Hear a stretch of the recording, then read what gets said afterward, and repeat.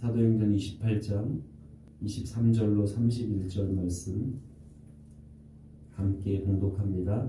그들이 날짜를 정하고 그가 유숙하는 집에 많이 오니 바울이 아침부터 저녁까지 강론하여 하나님의 나라를 증언하고 모세의 율법과 선지자의 말을 가지고 예수에 대하여 권하더라. 그 말을 믿은 사람도 있고 믿지 아니하는 사람도 있어 서로 맞지 아니하여 흩어질 때에 바울이 한 말로 이르되 성령이 선지자 이사야를 통하여 너희 조상들에게 말씀하신 것이 옳도다. 일렀을 때 이 백성에게 가서 말하기를 너희가 듣기는 들어도 도무지 깨닫지 못하며 보기는 보아도 도무지 알지 못하는도다. 이 백성들의 마음이 우둔하여져서 그 귀로는 둔하게 듣고 그 눈은 감았으니 이는 눈으로 보고 귀로 듣는 마음으로 깨달아 돌아오면 내가 고쳐줄까 함이라 하였으니 그런즉 하나님이 이 구원이 이방인에게로 보내진 줄로 알라. 그들은 이것을 들으리라 하더라.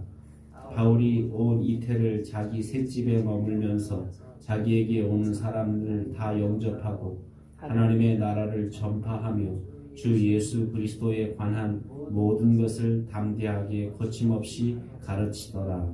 아멘. 오늘 본문은 사도행전 마지막 장의 마지막 장면입니다.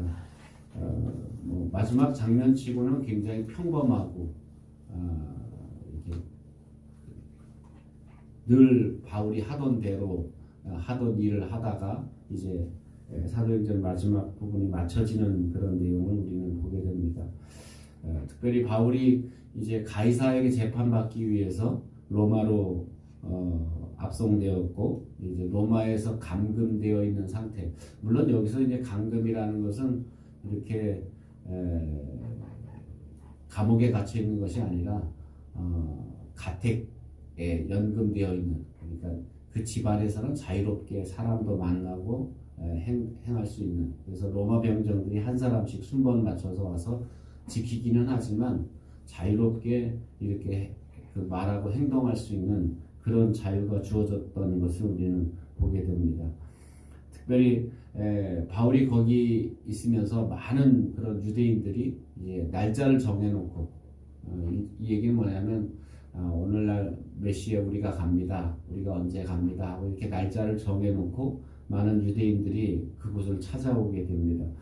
바울은 찾아오는 사람들에게 아침부터 저녁까지 하나님의 말씀을 전하는데 특별히 유대인들이 가장 즐겨 있고 또 가장 중요하게 여기는 것이 이제 구약의 성경인데 모세의 오경인데 그 모세의 오경 말씀을 통해서 모세의 말씀 또 선지자의 말씀을 통해서 예수가 그리스도이심을 가르쳤다, 전했다라고 이렇게 이야기합니다. 그래서 바울은 어떻게 보면 그 로마에 이렇게 감금되어 있는 그 상황 속에서도 어떻게 보면 계속해서 하나님의 복음을 전할 수 있는 그런 기회를 얻게 되었습니다. 그런데 물론 바울에게서 이제 말씀을 가르침을 받던 사람들의 모습은 좀 다양했습니다.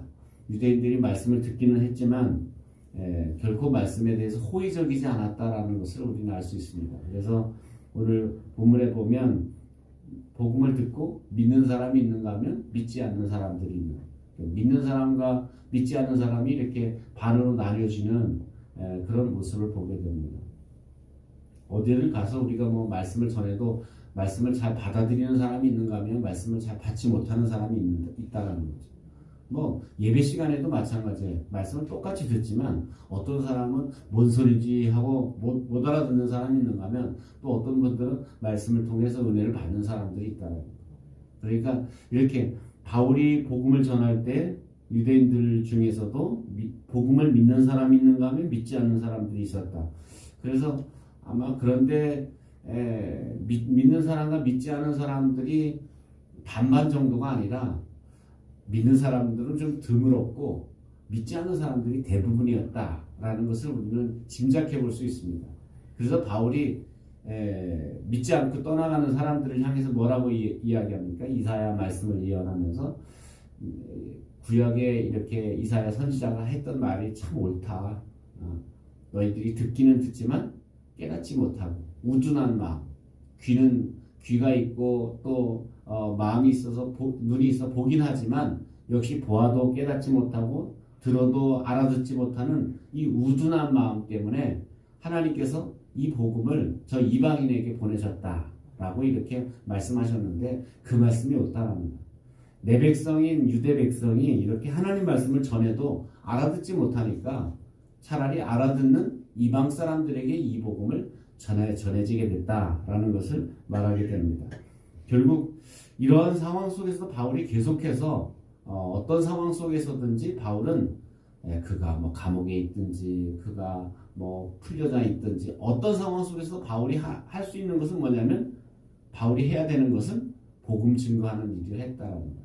그래서 어떤 상황 속에서도 바울은 자기에게 하나님께서 맡겨주신 사명을 감당하는 일에 최선을 다했다라는 겁니다. 그래서 오늘 맨 마지막 부분 보면 언제 어떤 사람들이 찾아오든지 간에 그 사람들 다 영접해서 그 사람들에게 예수가 그리스도이심을 가르쳤다라고 이렇게 말씀해 주고 있습니다. 오늘날 우리 삶의 그 마지막 사명도 무엇이냐면 우리가 예수님의 복음을 증거하는 것. 복음 증거하는 것이 우리의 사명이기 때문에 우리는 죽을 때까지, 그래서 우리가 어떤 때를 얻든지 못 얻든지 나에게 주어진 상황에서 하여튼 그 하나님 나라의 복음을 전하는 또 예수님을 증거하는 그런 사명을 우리가 감당해야 될 줄로 믿습니다. 그래서 결국 그 사명을 이렇게 사도 바울은 이제 사도행전 28장에서 사도행전이 맞춰지지만 이 끝부분이 이렇게 맞췄다라고 하지 않고 끝부분이 그냥 바울이 계속해서 찾아오는 사람에게 담대히 말씀을 전했다. 이렇게 맞춰진다는 얘기는 뭐냐면 앞으로 계속해서 예수 믿는 사람들을 통해서 사도행전 29장, 30장 이렇게 계속해서 사도행전은 계속해서 이어져 가야 된다라는 것을 우리에게 보고 있습니다. 그래서 다른 이게 서신서나 다른 복음서를 보면 끝 마무리가 있어요. 끝 인사가 있어요. 뭐 아무개 성도들에게 하나님의 은혜가 함께 있을지어다 하고 이렇게 끝 마무리가 있는데 이 사도행전 28장은 끝 부분에 끝 인사가 없다라는 것은 뭐냐면 그 다음 예수 믿는 사람들을 통해서 계속해서 사도행전이 이어져 가야 된다라는 것을 우리에게 말씀하고 있습니다. 그렇다면 오늘 우리의 삶, 우리의 사명 또 우리에게 주어진 여건을 통해서 사도행전 29장이 계속해서 이어져 가는 그런 삶이 되어야 될 줄로 믿습니다. 기도하겠습니다. 말씀을 기억하면서 내가 처한 상황 속에서도 하나님 나라의 복음을 내가 전할 수 있는 기회를 주시고 담대함을 허락해달라고 기도하고 여러분 자신의 기도 제목을 놓고 기도합니다. 사랑과 은혜가 풍성하신 하나님 아버지,